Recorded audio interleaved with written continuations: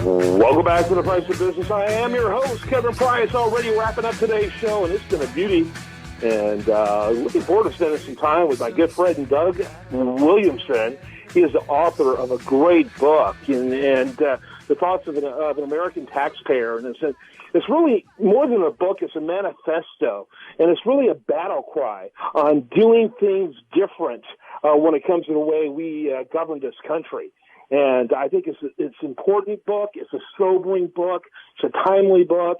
And, I've had conversations with people about it, and that they're like, man, that's just raw common sense. And that's exactly what we need.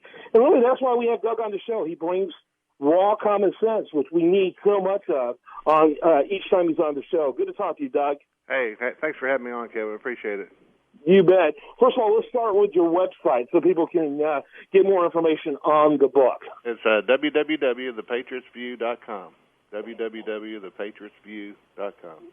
It's a beautiful website, and people need to check it out. Full of great content and information there. I encourage people to check it out. So let's go back when you wrote the book. What was the idea behind writing a book? Because, there are a lot of books out here on this topic, but frankly, most of them, in my opinion, are written from either an academic, Ivy Tower approach, or inside the Beltway from a policy wonk approach.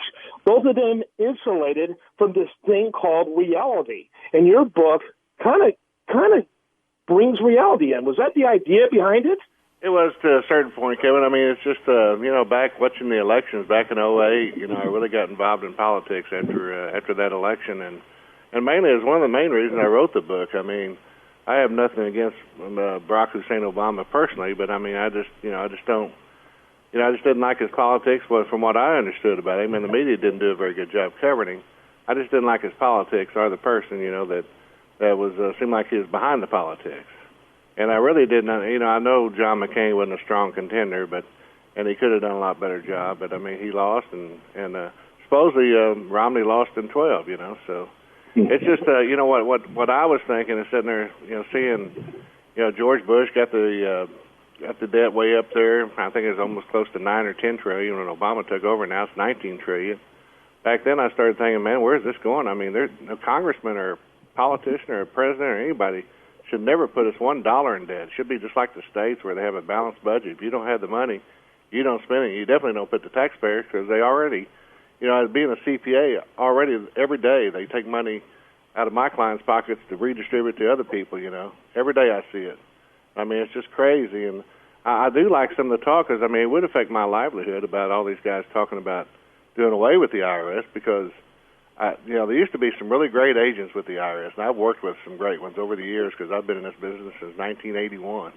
Old fart, So, but I mean, I see where this thing is headed. Once the lowest earner took the fifth, they should have been shut down that day, I think.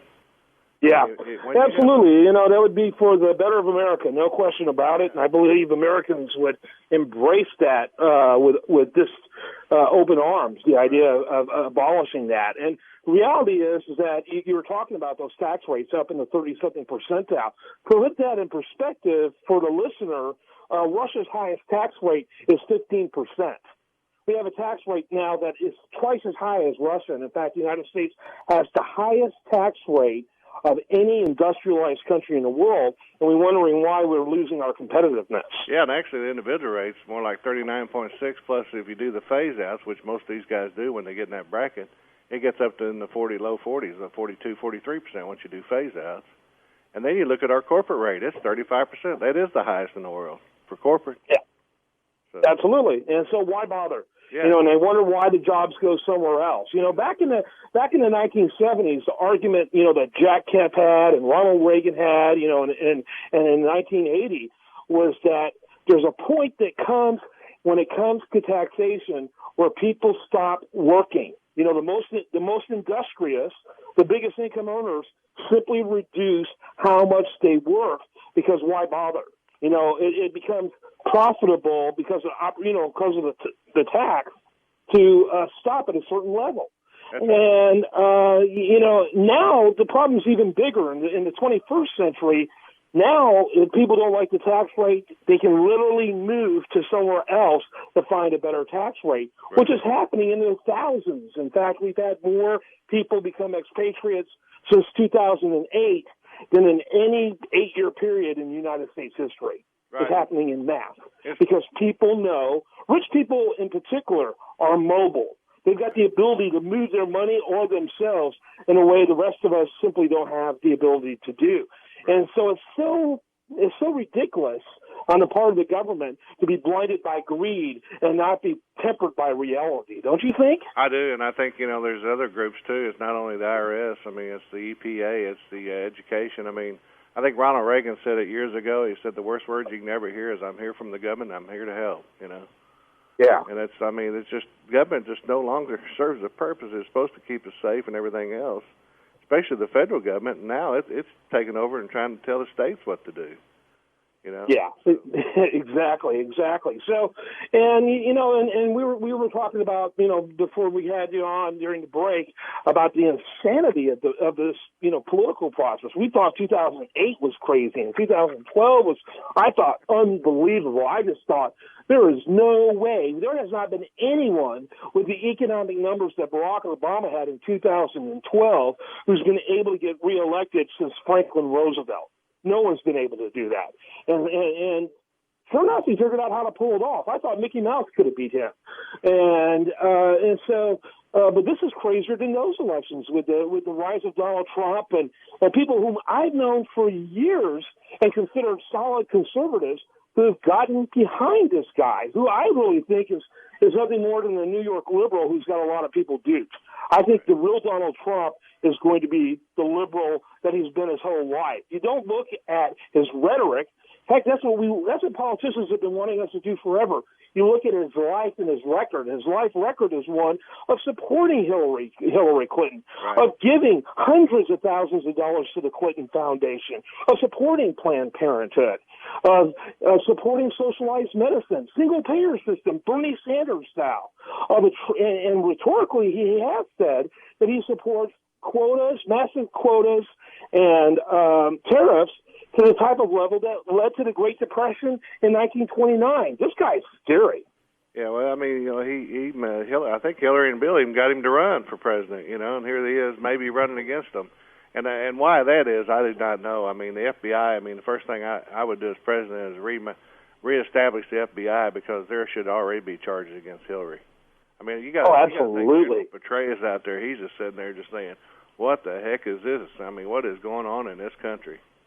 It's unbelievable. She literally believes she does not need to abide by the same rules as anybody else. Right. And so far, she's proving it to be true. Oh, yeah, big time. I mean, she ought to go ahead and get it over with so Obama can pardon her before she, that way she can get back in the race. Yeah, absolutely. You're exactly right. It's insane. It's absolutely insane.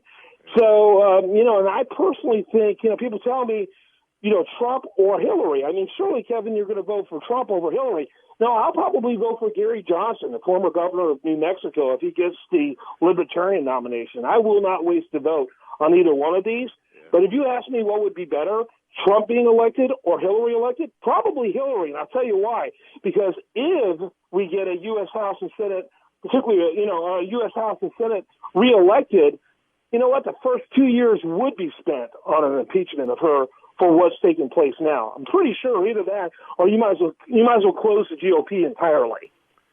I don't know. Yeah, I think I have to disagree with you there. I mean, I just can't go for Hillary at all. I mean, the Benghazi deal, the emails and all the stuff, just the lies day in and day out, and all the crap they pulled back whenever Bill was president and everything. I mean, yeah, it's just that's just a terrible family. Oh, it's terrible. It's and something that you say. There's no reason for me to believe. It's pretty romantic for me to believe that this GOP has enough intestinal fortitude to do that. Right. I mean, it's probably pretty fantasy on my part, which makes me think that this GOP is really in its closing days. Yeah. And a lot of it will have to do with what they end up doing with the nominee, John Kasich. How in the world is he continuing to run? Props to Jeb Bush for supporting Ted Cruz, right, and not the continuation of this insanity. And of course, I expected Scott Walker to support Cruz. It's incredible, just dragging it on. If they give the appearance that they gave a nomination to someone in a smoke-filled room environment, that'd be maybe even worse than if Trump got the nomination. Well, it would be, because that would just ruin the party. I mean, it's already almost ruined itself anyway, but that would totally wipe it out. I mean, because people across the land are just tired of the professional politician. And I do not classify Ted Cruz as a professional politician. I think Ted is one of those guys that told the Texans what he's going to do, went up there and did it, stood 20 feet from Mitch McConnell, that piece of crap from Kentucky, and told him, says, Mitch, you're a damn liar, and just told him right there to his face, 20 feet from him. I mean, who else up there? I mean, maybe a Mike Lee or someone like that, but there's not very many up there that would go against the powerful Mitch McConnell. I don't know any of them who would use the language he used to describe McConnell. Yeah. I don't know any of them. And I've never seen anything like that my entire life. And I've been involved in politics since I was a youth coordinator for Ronald Reagan in 1980. So, I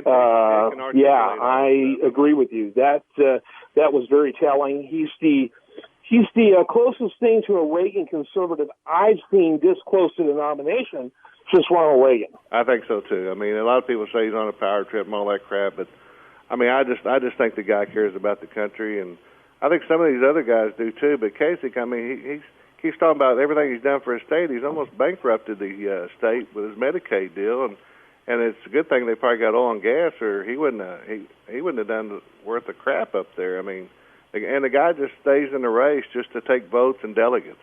I mean, he has no mathematical path to the nomination. Right. He honestly thinks that in an open convention he can figure out how to win. The guy is muddying the waters. He's a career politician. That anything substantial he's done his whole life has been as an elected official. And Americans are sick of people like him. And I don't know a single conservative from Ohio, and I know several from Ohio, who like him. Right. They all discount him as your quintessential establishment liberal Republican, in spite of his rhetoric. So, exactly. He's a rhino, and John Boehner's good buddy. I mean, what does that tell you? I mean, there's two pieces of crap in a bucket all by himself, Yeah. Kasich and I were buddies back in the 1980s. That was a long time ago, and then he was an upstart troublemaker. Right. But after a while, you become a product of your environment. You literally become a product of your environment. That's what's happened to him. I'm afraid he's a product of government doesn't work because I'm not in it. Right. It's like Gingrich. A lot of these guys who, I call them big government conservatives. Government is fine as long as I'm in it. And it's just a lot of hubris involved in thinking like that. We got just a minute left. Final thoughts, and also let's make sure you get your website in one more time. Yes, www.thepatriotsview.com. And, that's what happened to Rubio, though, Kevin. Rubio was one of those guys that told Florida, the people in Florida, he's going to go up there and stay away from amnesty and everything, and gets up there and joins the Gang of Eight. That was one of his big downfalls of this deal. Cause one time everybody thought Rubio was Tea Party, conservative, and everything else. And he gets up there around that establishment, and it just hang out with Chuck Schumer. Give me a break. Yeah, I was never that romantic. Anyone who serves as a Speaker of the House of any legislative body is a deal maker, and he had been Speaker for quite a while in Florida. That guy always loves deals. I knew that when he got elected. But he sure had the great rhetoric. I mean, he had the best rhetoric of any of the candidates in this past election cycle. Incredibly articulate. I wish his policies reflected his lips. But you're absolutely right on that, though. People are tired of that. We want something better. And if you want something better in terms of your reading, let me suggest you check out this great book. Doug's book is phenomenal. The Thoughts of an American Taxpayer. They will resonate with you. They will echo. You will be echoing his sentiments, or he'll be echoing yours. Check it out at thepatriotsview.com. And as always, Doug, thanks for being with us. Thank you, Kevin. Appreciate you having me on.